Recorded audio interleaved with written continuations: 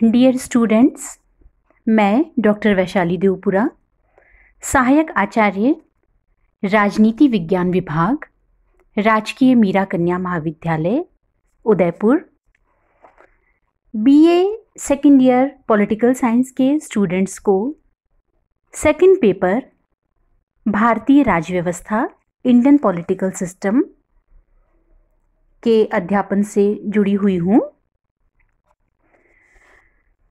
आज हम लोग स्टूडेंट्स पढ़ेंगे मूल कर्तव्य, फंडामेंटल ड्यूटीज। इसके पहले हमने मूल अधिकारों का अध्ययन किया था, जिनका उल्लेख भारत के संविधान के भाग 3 में है। वे अधिकार जो व्यक्ति के जीवन के लिए मौलिक और अनिवार्य होने के कारण संविधान द्वारा नागरिकों को प्रदान किए जाते हैं और जिन अधिकारों में राज्य द्वारा भी हस्तक्षेप नहीं किया जा सकता, वे मूल अधिकार कहलाते हैं। बच्चों, हमने इस बात का अध्ययन किया था, इस बात को समझा था कि जो फंडामेंटल राइट्स हैं, यानी कि जो मौलिक अधिकार हैं, वे प्रत्येक व्यक्ति के, प्रत्येक स्वतंत्र नागरिक के संपूर्ण विकास के लिए आवश्यक है। अधिकारों के अभाव में व्यक्ति अपने व्यक्तित्व का पूरी तरह से विकास नहीं कर सकता है। मूल अधिकार लोकतंत्र का आधार है। मूल अधिकारों के माध्यम से व्यक्ति अपना विकास करता है और साथ ही स्वतंत्र जीवन जी सकता है। मौलिक अधिकारों का जब हमने अध्ययन किया था तो हमने देखा था विभिन्न प्रकार के अधिकार भारत का संविधान भारत के नागरिकों को प्रदान करता है, जैसे समानता का अधिकार, स्वतंत्रता का अधिकार। और हमने पढ़ा था बच्चों किस तरह से जो संपत्ति का अधिकार मूल संविधान में जिसका उल्लेख था, वह अब एक कानूनी अधिकार बनके रह गया है। इसके अतिरिक्त हमने देखा था धार्मिक स्वतंत्रता का अधिकार, शोषण के विरुद्ध अधिकार, और हमने बच्चों पढ़ा था कि कैसे इन सब अधिकारों की रक्षा के लिए भारत के संविधान में संवैधानिक उपचारों के अधिकार को दिया गया है। तो जो मूल अधिकार हैं वो व्यक्ति के लिए बहुत आवश्यक हैं, व्यक्ति के संपूर्ण व्यक्तित्व के विकास के लिए आवश्यक है, क्योंकि अब अधिकारों के अभाव में, या मतलब हम मान लें कि अगर हम स्वतंत्र नहीं हैं, यदि हम समान नहीं हैं, तो हम एक गरिमामय जीवन का यापन नहीं कर पाएंगे और कहीं ना कहीं हमें असुरक्षा की भावना रहेगी।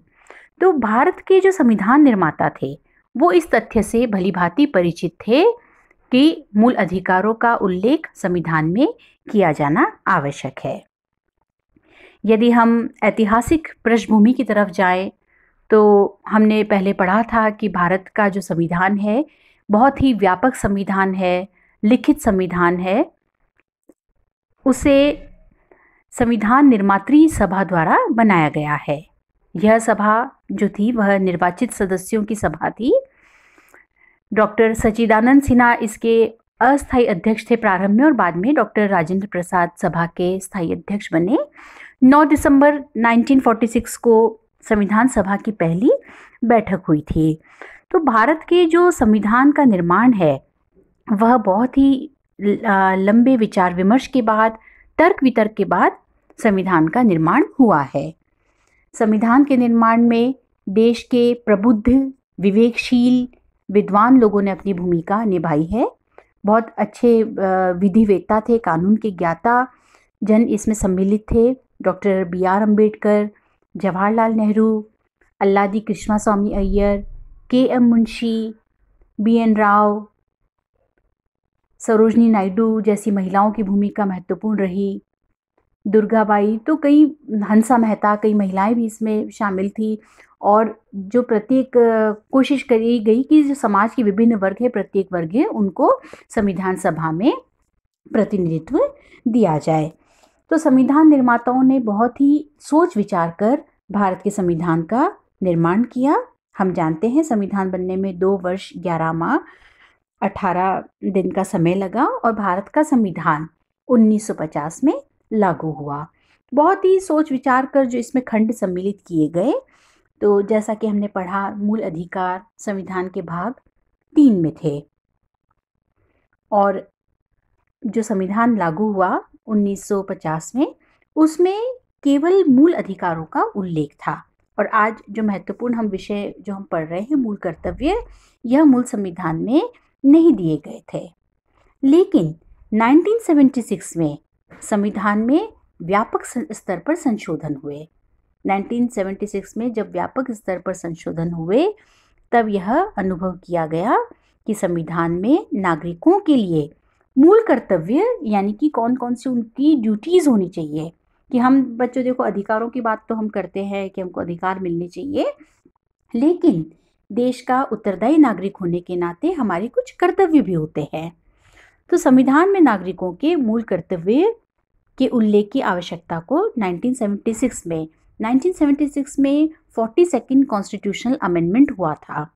42वां संविधान संशोधन हुआ था और इतने व्यापक स्तर पर संशोधन हुए थे इस समय कि उसे मिनी कॉन्स्टिट्यूशन भी कहा जाता है उस अमेंडमेंट को।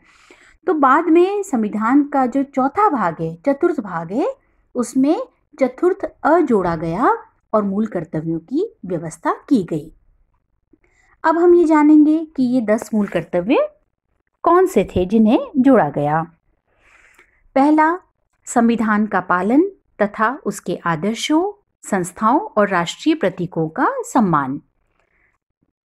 भारत के प्रत्येक नागरिक का कर्तव्य होगा कि वह संविधान का पालन करे और उसके आदर्शों, संस्थाओं, राष्ट्रध्वज और राष्ट्रगान का आदर करे। दूसरा मूल कर्तव्य है राष्ट्रीय आंदोलन के प्रेरक आदर्शों का पालन। प्रत्येक भारतीय नागरिक का कर्तव्य है कि वह स्वतंत्रता के लिए हमारे राष्ट्रीय आंदोलन को प्रेरित करने वाले उच्च आदर्शों को हृदय में संजोए रखें और उनका पालन करें।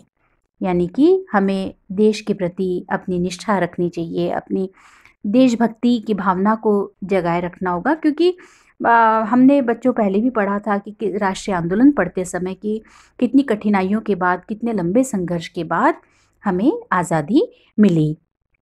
तो जो प्रेरक आदर्श थे उनको हम हमेशा ससम्मान अपनी भावनाओं में रखें। तीसरा, भारत की संप्रभुता, एकता और अखंडता की रक्षा। प्रत्येक भारतीय नागरिक का यह कर्तव्य है कि वह भारत की संप्रभुता, एकता और अखंडता की रक्षा करे और उसे अक्षुण्ण बनाए रखे। इसे भारतीय नागरिकों के सर्वोच्च कर्तव्य की संज्ञा भी दी जा सकती है। भारत की एकता की रक्षा करनी होगी, अखंडता, है ना। हम देखते हैं कई बार छोटे छोटे हितों के लिए देश की अखंडता को भी दांव पर लगा दिया जाता है। जब हम क्षेत्रीयतावाद की समस्याओं को पढ़ते हैं, भाषावाद या जातिवाद की समस्याओं को पढ़ते हैं, तो हम देखते हैं कि किस तरह से ये जो मुद्दे हैं ये राष्ट्र के एकीकरण में, देश की अखंडता में बाधक सिद्ध होते हैं। चौथा मूल कर्तव्य है देश की रक्षा और राष्ट्र सेवा। प्रत्येक भारतीय नागरिक का यह कर्तव्य है कि वह देश की रक्षा करे और बुलाए जाने पर राष्ट्र की सेवा करे। यानी कि राष्ट्र की सेवा, देश की सेवा हमारा परम धर्म होना चाहिए। पांचवा मूल कर्तव्य है भारत के लोगों में समरसता और भ्रातृत्व की भावना का विकास। भारत के सभी भागों में समरसता और समान भ्रातृत्व की भावना का विकास करें, जो धर्म, भाषा, प्रदेश या वर्ग पर आधारित सभी भेदभाव से परे हो, और ऐसी प्रथाओं का त्याग करें जो स्त्रियों के सम्मान के विरुद्ध है। इस प्रकार 2 कर्तव्यों का बोध कराया गया: समस्त भारतीयों के मध्य समरसता और भ्रातृत्व की भावना का विकास और स्त्रियों का सम्मान करना। यानी कि हम आपस में भाईचारा रखें और धर्म या जाति के आधार पर भेदभावपूर्ण दृष्टिकोण न अपनाएं और समाज में महिलाओं का सम्मान हो। छठा जो मूल कर्तव्य है वह है समन्वित संस्कृति की गौरवशाली परंपरा की रक्षा। हमारी समन्वित संस्कृति की गौरवशाली परंपरा का महत्व समझें और उसका संरक्षण करें। कि हमारी जो संस्कृति है, बहुत ही समृद्ध इतिहास है देश की संस्कृति का, उसकी रक्षा करने में हम जितना योगदान दे सकते हैं वह देने का प्रयास करें। नेक्स्ट है प्राकृतिक पर्यावरण की रक्षा और सभी प्राणियों के प्रति दया भाव। प्रत्येक नागरिक का कर्तव्य है कि प्राकृतिक पर्यावरण की, जिसके अंतर्गत वन, झील, नदी और वन्य जीव भी हैं, रक्षा करें और उनका संवर्धन करें तथा प्राणी मात्र के प्रति दया भाव रखें।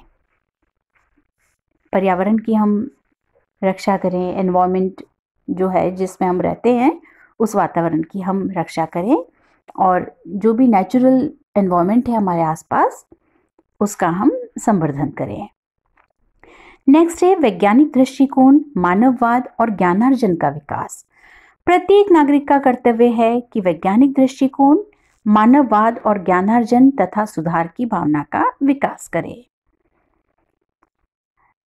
नेक्स्ट, सार्वजनिक संपत्ति की सुरक्षा व हिंसा से दूर रहना। प्रत्येक नागरिक का कर्तव्य है कि सार्वजनिक संपत्ति को सुरक्षित रखें व हिंसा से दूर रहें। बच्चों, हम देखते हैं कि हम जो सार्वजनिक संपत्ति है उसकी हम रक्षा की कई बार अनदेखी करते हैं। जैसे कि अगर ये हमारा नहीं है तो हमें क्या मतलब है। हम जनरल पार्क्स में हम देखते हैं कि जो पार्क हैं उनमें जो झूले लग रहे होते हैं या जो बेंचेस हैं वहीं पे लोग कूड़ा फेंक देते हैं। किस तरह से उसका संपत्ति का मिसयूज़ होता है जो पब्लिक प्रॉपर्टी है। तो हम मतलब अपनी संपत्ति की तो हम बहुत रक्षा करते हैं और सार्वजनिक संपत्ति के लिए हम सोचते हैं कि इसमें क्या है, इसमें ना तो हमारा पैसा लगा है ना हमारा कोई नुकसान होगा और ये तो भाई सरकार की संपत्ति है। तो ऐसा न माने, क्योंकि प्रत्येक नागरिक यदि उस संपत्ति की रक्षा अपनी समझ के करेगा तभी वह लंबे समय तक जिन उद्देश्यों के लिए लगाई गई है उन प्रयोजनों को भी पूरा करेगी और लंबे समय तक अच्छी रहेंगी। नेक्स्ट है व्यक्तिगत तथा सामूहिक उत्कर्ष का प्रयास। प्रत्येक नागरिक का कर्तव्य है कि व्यक्तिगत व सामूहिक गतिविधियों के सभी क्षेत्रों में उत्कर्ष की ओर बढ़ने का सतत प्रयास करें, जिससे राष्ट्र निरंतर बढ़ते हुए प्रगति और उपलब्धि की नवीन ऊंचाइयों को छू सके। प्रत्येक जो नागरिक है उसे समूह रूप से आगे बढ़ने का प्रयास करना चाहिए और राष्ट्र के लिए प्रगति का भाव मन में रखना चाहिए। 2002 में 86th कॉन्स्टिट्यूशनल अमेंडमेंट के आधार पर अनुच्छेद 51 क को संशोधित करते हुए 11वां मूल कर्तव्य जोड़ा गया, जिसमें कहा गया कि माता पिता या संरक्षक का यह कर्तव्य होगा कि 6 से 14 वर्ष की उम्र के अपने बच्चों को शिक्षा के लिए अवसर प्रदान करे। तो ये तो थे भारत के नागरिकों के लिए मूल कर्तव्य। मूल कर्तव्यों की आलोचना के भी कुछ आधार हैं। आलोचकों द्वारा कहा गया है कि जो मूल कर्तव्य हैं उनके उल्लंघन पर दंड की कोई व्यवस्था नहीं है।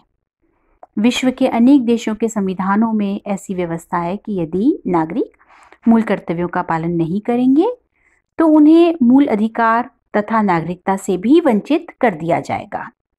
लेकिन भारत के संविधान में मूल कर्तव्यों का उल्लंघन किए जाने पर दंड की कोई व्यवस्था नहीं है। ऐसी स्थिति में इस बात पर कैसे विश्वास किया जा सकता है कि नागरिक मूल कर्तव्यों का अवश्य पालन करेंगे। दंड की व्यवस्था न होने के कारण संविधान में उनके उल्लेख का कोई महत्व नहीं रहता है। आलोचकों द्वारा यह भी कहा गया कि कई मूल कर्तव्यों की भाषा अस्पष्ट है, जैसे कि वैज्ञानिक दृष्टिकोण, मानववाद, सभी क्षेत्रों में उत्कृष्टता के प्रयास। ऐसी कई बातें हैं जिनकी व्याख्या व्यक्ति अपने अपने दृष्टिकोण, अपनी मान्यता के अनुसार मनमाने रूप से कर सकता है। मूल कर्तव्य के संबंध में ऐसा भी प्रतीत होता है कि ये अत्यधिक आदर्शवादी है, व्यवहारिक नहीं है। जैसे कि राष्ट्रीय आंदोलन के प्रेरक आदर्शों का पालन, वैज्ञानिक दृष्टिकोण, ज्ञानार्जन का विकास, ये ऐसी ही कुछ बातें हैं। कुछ पक्षों द्वारा यह भी आशंका व्यक्त की गई कि मूल कर्तव्यों का उल्लेख करने में जिस शब्दावली को अपनाया गया उसकी आड़ में शासन जनता पर अत्याचार कर सकता है, जैसे कि भारत की संप्रभुता के नाम पर शासन की संप्रभुता स्थापित करने का प्रयत्न किया जा सकता है। तो विद्वानों द्वारा, समीक्षकों द्वारा मूल कर्तव्यों की ये आलोचनाएं भी की गई, लेकिन इस बात में कोई संदेह नहीं कि कर्तव्यों का पालन किए बिना अधिकारों का उपभोग संभव नहीं है। संविधान निर्माताओं ने सोचा था कि भारत के नागरिक राष्ट्रीय आंदोलन के उच्च आदर्शों से प्रेरित है, इसलिए कर्तव्य बोध उनमें रहेगा और कर्तव्यों का पालन करेंगे। लेकिन धीरे धीरे यह देखा गया कि नागरिकों का दायित्व बोध कमजोर पड़ने लगा, इसलिए यह अनुभव किया कि संविधान में ही मूल कर्तव्यों का उल्लेख करा जाना चाहिए।